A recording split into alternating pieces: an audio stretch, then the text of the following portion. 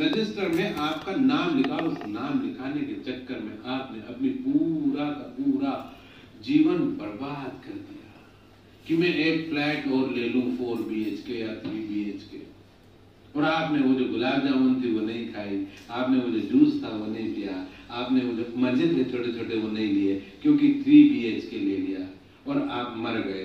तो पता चला कि 3 BHK तो वहीं रह गया जिधर था। तो बड़ी बात ये नहीं है कि आपने क्या कमाया, बड़ी बात ये है कि आप कितना हंसे, आप कितना रोए। दोनों चीज, जो हंसेगा वही रो सकता है, जो रो सकता है वही हंस सकता है, जो ना हंस सकता वो ना रो सकता, जो ना रो सकता वो ना हंस सकता। तो आज से कोशिश करिए कि हम नहीं हंस सकते, कोई बात नहीं, तो रोना शुरू कर दे। आपके घर में कोई नहीं मरा, पड़ोसी में तो मरा होगा, मोहल्ले में कोई मरा हो, कभी महिलाओं को देखना, लेडीज को, मोहल्ले में कोई का कोई और दूर मरा हुआ, जाके वो ऐसी रोने लग जाती कि उसका पति भी डर जाता है, ये औरत क्यों रो रही है भैया इतना, मुझे समझ में नहीं आ रहा। हमारे एक रिलेटिव की डेथ हो गई, उनके घर गए हम, बीवी तो रोए नहीं, बाई रोए चली जा रही जोर जोर से। लोग सोच रहे बाई को तो क्यों टेंशन हो रहा, भाई जिससे रिलेशन रहेगा वही तो रोएगा। बीवी का कोई रिश्ता ही नहीं था तो वो क्या रोएगी। उसने कहा ये तो जिंदा था तो भी मेरा नहीं था, मर गया तो भी मेरा नहीं, कोई फर्क ही नहीं पड़ा हमें, तो अच्छा ही हुआ निकल गया, बहुत टिक टिक करता था है ना। तो जिंदगी ऐसे नहीं जीना। यहाँ भी कुछ लोग लेडीज बैठी हंस रही है, सबसे बड़ी प्रॉब्लम पता है यहाँ जो लेडीज बैठी उनकी ये नहीं है कि उनके हस्बैंड रिटायर होने वाले हैं, उनकी प्रॉब्लम ये है कि अब इस आदमी को रखेंगे कहाँ। हम तो कहते हैं कि आरसीएम इनको अपने यहाँ रख ले, उनको पैसा नहीं चाहिए, मत दो सैलरी कोई बात नहीं, तुम 2000 हमसे ले लेना, हम आधी पेंशन में काम करा लेंगे, लेकिन अब हम अपने घर में इनको रखेंगे कहाँ। एक संडे को दानिशगंज में रख लेंगे, हाँ वृद्धाश्रम में भेज देंगे, है ना। एक संडे को जब ये रुकते थे हमारे घर में, एक संडे, तो भी इतनी उठापटक करते थे कि मत पूछो। कभी ये सफाई निकाल लेंगे, कभी वो कर लेंगे, कभी बालकनी का कचरा निकाल लिया इनने, कभी एक संडे मेरा बर्बाद। मैं सोचती थी चलो संडे निकल जाए, मंडे से आज भी तो सैटरडे तक के लिए बुक है आरसीएफ में। अब मुश्किल ये दिक्कत है कि अब ये रोज यही रहेगा। और मेरा टीवी तो चलता है 4 बजे से 6 बजे तक, मैं टीवी सीरियल देखती हूँ, उसमें ये मैच देखेगा आईपीएल के, तो अब हमें 2 टीवी लेना पड़ेगा और बेडरूम भी 2 बनाने पड़ेंगे, क्योंकि आप दिन में करेंगे क्या है? और भाई भी पूछ रही थी कि भाई साहब कोई और नौकरी करने वाले हैं क्या। अरे भैया भाई तेरे को क्या प्रॉब्लम है यार, भाई मतलब मेरे को भी प्रॉब्लम नहीं है, बच्चों को भी थोड़ी प्रॉब्लम हो रही है, भाई को भी प्रॉब्लम हो रही है क्या। ये आपकी बात तो मैं बता नहीं रहा, लेकिन हंसी आपको आ रही है, मतलब कहीं ना कहीं रिलेट तो कर रही है भाई। मुझे क्या मालूम, मैं आपसे पहली बार मिल रहा हूँ, मैडम ये जिनसे दूसरी बार मिल रहा हूँ, और रावत सर से तीसरी या चौथी बार मिल रहा हूँ, लेकिन बाकी हंसी सबको क्यों आ रही है ना। इसलिए हंसी आ रही है आपको क्योंकि ये हमारी सबकी एक ही प्रॉब्लम है, हमको जिंदगी को जीना नहीं आता, तो हम जिंदगी से मर भी नहीं सकते। और ऐसा व्यक्ति यदि मर जाए, खुदा ना खास्ता ईश्वर ना करे, लेकिन ऐसा व्यक्ति यदि मर जाए उदास गमगीन वाला, तो पता मरने के बाद उसका भूत बनना तय है। 100% वो आदमी भूत बन जाएगा। भूत का मतलब यही है कि जो अपनी जिंदगी के टाइम पे जीने का जो मौका था उसने उस मौके को गंवा दिया, तो भूत बन जाएगा। भूत का मतलब क्या? हमारी हिंदी बहुत स्ट्रांग है, इंग्लिश से ज्यादा स्ट्रांग। इंग्लिश में कहते हैं फ्यूचर, मतलब आने वाला भविष्य। इंग्लिश में कहते हैं कि प्रेजेंट, मतलब वर्तमान। और इंग्लिश में कहते हैं पास्ट। पास्ट का कोई वर्ड का डिक्शनरी में जाओ तो PAST से कुछ निकल नहीं रहा, लेकिन हिंदी में कहते हैं भूत। भूत का बहुत गहरा मतलब निकल रहा है। भूत का मतलब ये निकल रहा है कि जब तेरे पास जिंदगी थी, तेरे पास टाइम था, तेरे हाथ में लड्डू था, तूने खाया नहीं, तेरे पास जिंदगी थी, तूने जी नहीं, तेरे पास कार थी, तेरे मौसम में बारिश थी, बारिश भी थी, कार भी थी, और कार के अंदर स्टीरियो था सोनी का। हमने लगा तो लिया सोनी का कि भाई अच्छा वाला लगा दो, सोनी से भी अच्छा कोई है कि JBL, वो लगा दो, लेकिन सुना कहां। घर बनाया तो उसमें बाथ टब लगा दिया। देखो लोग अपने अपने घर दिखाते हैं ना बनाने के बाद, देखो मैंने बाथटब लगाया है, कितना बड़ा बाथटब। एक के घर गया तो मुझे बाथटब दिखा रहे, मैंने कहा मुझे क्या बाथटब दिखा रहा है, तेरे पास टाइम है इसमें नहाने का? मेरे टाइम नहीं है ना। मैंने कहा आपको बुला रहे कभी कभी नहाने के लिए, कभी नहा लेंगे, बाथटब तुम्हारा नाम लेंगे, टाइम है तुम्हारे पास। तो क्या मतलब है इसी जिंदगी का भाई? क्या फायदा तुम्हारे बाथटब का, क्या फायदा तुम्हारी कार के स्टूडियो का? एक के घर में गया मैं, एक लेडी के घर में, उनके घर में सोनी के इतने बड़े बड़े बॉक्स के 2 स्पीकर के जो डब्बे रखे हुए बड़े वाले, और बीच में साउंड सिस्टम लगा हुआ। मैंने कहा ये कितने का? ये 2.5 लाख का, बहुत महंगा है बहुत, क्योंकि इतना बड़ा। मैंने कहा आप समझे ना, उसमें तो हम कपड़ा डाल के रख देते हैं बस। मैंने कहा क्रोशिया तो कपड़ा डाल दिया आपने, उसकी अर्थी बना दी, उसको क्या बोलते हैं ना, वो मरने के बाद जो पहनाते हैं ना कपड़ा, क्या बोलते हैं उसको? कफन बना दिया। कितना प्यारा सा। और हमारे घर आना कभी छोटा सा डिब्बा टकारा का, उधर चल चल के पागल हो गया, सोच रहा होगा कि किस घर में गया है यार मैं, रोज गाने रोज गाने रोज गाने। मेरा तो मन यहाँ भी लेके आ जाना लगा रहा हूँ। मैंने तो कहा था कि एक ही बार अपना डब्बा ले आएंगे अपना, है ना, एक सूटकेस में बंद करके। इससे फर्क नहीं पड़ता कि तुम्हारे घर में म्यूजिक सिस्टम कितने हैं, इससे फर्क नहीं पड़ता कि तुम्हारे पास कार कितने की है, इससे फर्क नहीं पड़ता कि तुम्हारा स्टूडियो कैसा है।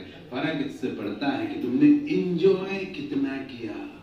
मरने के बाद भगवान ये नहीं पूछेगा कि तुम्हारे पास कितने खर्चे, मरने के बाद एक ही बात पूछेगा। जैसे मर गया एक आदमी, सुनिए, एक आदमी मर गया, भगवान के घर गया, अरे भगवान जी नमस्कार।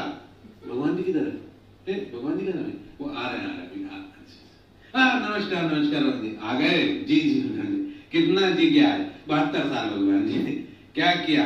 कुछ नहीं, वो पहले तो भगवान जी थोड़ा सा 2-3 साल ही खेलने देते हैं, आजकल बच्चों को खेलने नहीं देते, 3 साल में ही एडमिशन करा देते हैं। मुझे लगता है 10-12 साल बाद तो पेट के अंदर ही एडमिशन ही हो जाएगा, है ना। तो वो बस मेरा एडमिशन हो गया स्कूल में, फिर मैंने 20 साल 22 साल का जब तक हो गया, जब तक पूरी एजुकेशन ली, और एजुकेशन लेते लेते 22-24 साल का हो गया। फिर उसके बाद 2-3 साल बेरोजगारी में काटे भगवान जी, फिर एक नौकरी मिल गई RCF कंपनी में, तो बस उसमें मैं जाने लगा और आने लगा, जाने लगा और आने लगा, जाने लगा और आने लगा। फिर कुछ नहीं 60 का हो गया, फिर कुछ नहीं रिटायर हो गया, घर पे बैठा, थोड़ी सी बड़ी गाड़ी और ज्यादा खाया पान खाया, उसकी वजह से गले में कुछ प्रॉब्लम हो गई और 72 में मर गया, यहाँ आ गया। तो भगवान जी हाँ बोलो, फिर से जाओगे? अरे तेरे को देख के मजा ही नहीं आया यार, फिर से जाऊं क्या बोल रहा है, कैसे जिंदगी जी क्या है? भगवान जी एक बात बोलूं, मैं गया तो वहां लेकिन मुझे मजा नहीं आया। मेरे को तो आप एक काम करो, मैंने इतने अच्छे कर्म करे पृथ्वी पे, इतना अच्छा काम करा, सब कुछ, कोई गलत काम नहीं करा। आप तो मुझे ये बताओ कि मेरा सिलेक्शन आपने स्वर्ग में करा है कि नहीं करा? भाई मुझे तो स्वर्ग पहुंचाओगे आप, क्योंकि मैंने इतने अच्छे काम करे। मैंने सुना है कि आपके यहाँ 2 डिपार्टमेंट रहते हैं, एक स्वर्ग और एक, देखो मैंने बताया नहीं लेकिन सबको मालूम है ना, नरक। और मैंने अच्छे काम करे तो मुझे स्वर्ग में जाना है, तो आप मेरे को मेरी CR देख के बताओ कि मेरा स्वर्ग में। भगवान बोले पागल तो नहीं हो गया है? बोले क्यों भगवान जी? अबे 72 साल पहले अपन इसी पेड़ के नीचे बैठे थे, ये वाले पेड़ के नीचे, इसके नीचे है ना, इसी पेड़ के नीचे बैठे थे और यही बात कर रहे थे अपन। मुझे याद नहीं आ रहा। अरे तो तूने ही तो कहा था कि मुझे स्वर्ग जाना है।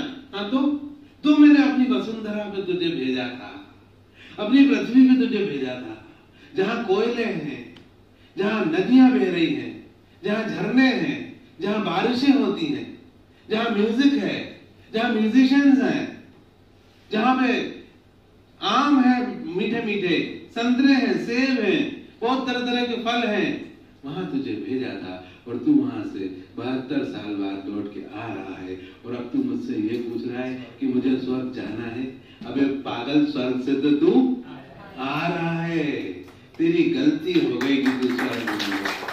अरे भगवान जी तो ये सब पृथ्वी वालों को बताओ ना, वो सारे पृथ्वी वाले सिर्फ स्वर्ग ही ढूंढ रहे हैं।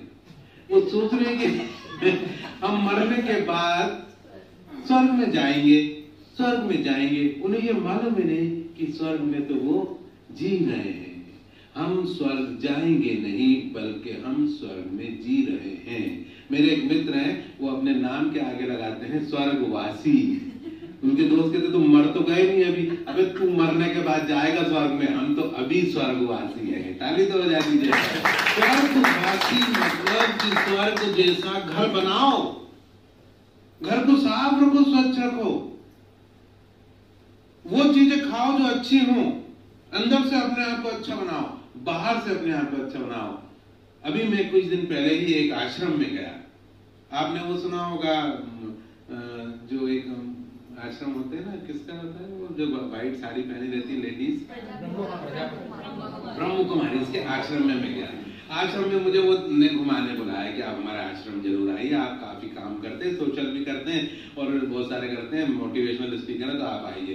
तो मैं गया उनके घर आश्रम में। उनने मुझे पहली मंजिल घुमाई, बहुत सुंदर सा, दूसरी मंजिल भी घुमाई ऊपर की, तीसरी मंजिल घुमाई, बड़ा अच्छा केयर, बढ़िया। वहां पे एक प्रियंका, डॉक्टर प्रियंका थी, उन्होंने मुझे पूरा घुमाया, छत तक भी ले गई, सब दिखाया उन्होंने कि देखिए ये गर्म पानी होता है, यहाँ पे एक थिएटर बन रहा है, यहाँ पे ऐसा बन रहा है, पूरा बहुत सुंदर आश्रम। जब घूम के आगे मैं बैठा, बोलने लगी कैसा लगा सर आश्रम हमारा? मैंने कहा बहुत।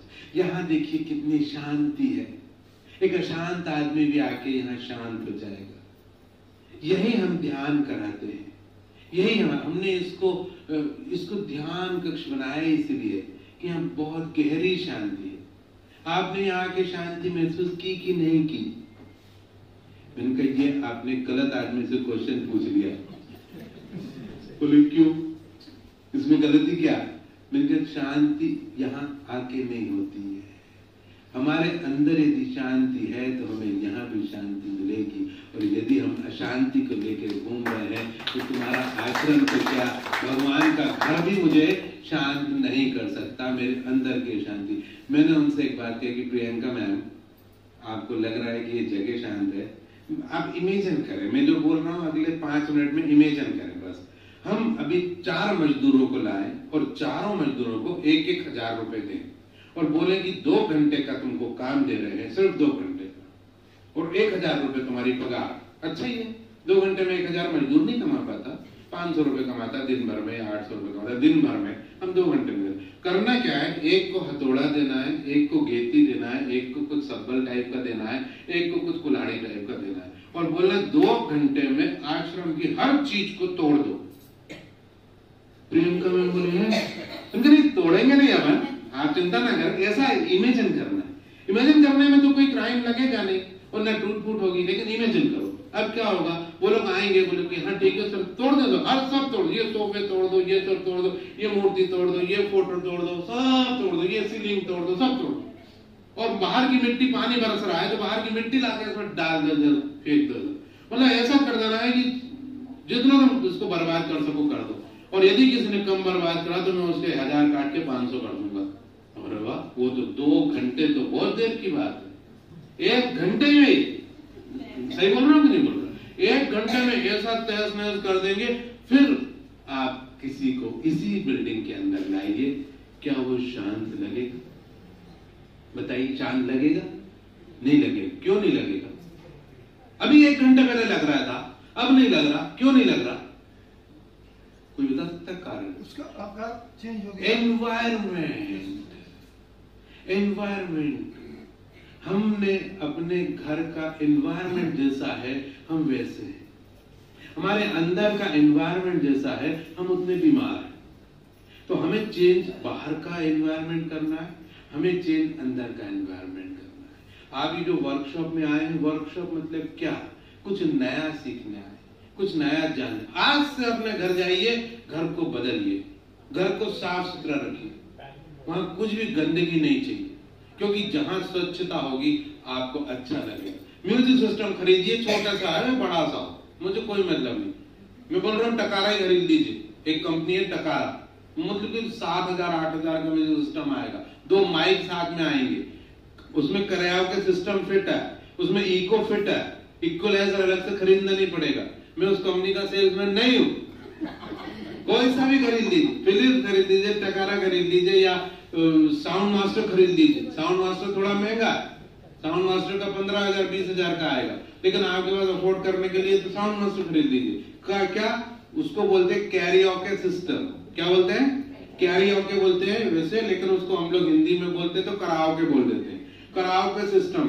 तो उसमें 2 माइक आएंगे, एक माइक बीबी को दीजिए, एक माइक खुद रखिए, उस पर गाना चलाइए यूट्यूब से, क्या कैरियोके सॉन्ग, कराओके सॉन्ग, और गाने को ट्यून करिए और बढ़िया मजे से गाना गाइए, दोनों मिलके। आप घर में गाना गाने लगेंगे तो बच्चे भी जैसे एंटर होंगे ना, लेकिन हम तो आ नहीं रहे थे, सोच रहे थे कि आप लोग आज फिर लड़ रहे होगे। आज तो ये सिस्टम आ गया। ये कितना का दिया पापा? बहुत बड़ा महंगा नहीं है, बहुत सस्ता। और ये माइक इसमें दो, हाँ एक तेरी मम्मी का एक मेरा। पापा आप ऐसे गाते रहते तो हमारी जिंदगी कितनी अच्छी गुजरती यार।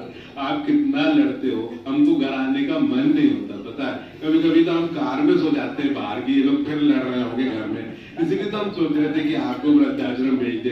पापा बेटा समझ में आया आपको?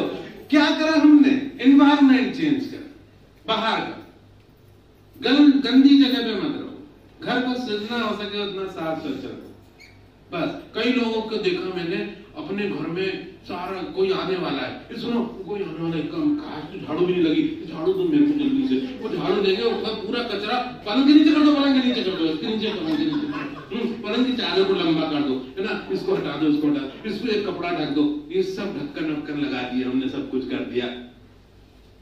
आज से आपको मैं बोल रहा हूं, जिस पलंग पे आप सोते हैं उसके नीचे यदि ढेर सारे कपड़े लत्ते भरे हुए हैं, आपने बॉक्स के रूप में हटा दो, जमीन पे सो जाओ। सुन रहे हैं? लेकिन गंदगी नहीं होनी चाहिए, ना पलंग के नीचे, ना चप्पलें साथ में हो। कई लोग चप्पलें, जूते और पता नहीं क्या क्या रखे रहते साथ। जितना हो सके उतना मंदिर जैसा घर बनाओ, छोटा सा घर हो चलेगा, समझ रहे? आप मंदिर जाते हो ना, मंदिर जाके क्या अच्छा लगता है कि नहीं लगता? भगवान जी थोड़ी है वहां, भगवान जी नहीं है, लेकिन हमें भगवान जैसी फीलिंग आती है। क्यों? क्योंकि एनवायरमेंट, वहां का माहौल अच्छा, वहां का वातावरण अच्छा, वहां सुगंध है, वहां घंटियों की आवाज है, टिंग टिंग टिंग टिंग। आपको लगता होगा ये छोटी चीजें, लेकिन जिस आदमी ने मंदिर की खोज करी वो आदमी बड़ा कमाल का रहा होगा। उसने मंदिर के बाहर एक घंटा लगाया हुआ है, वो घंटा जो है वो आकाश का प्रतिनिधित्व करता है, और उसका जब साउंड बजता है ना, टुंग,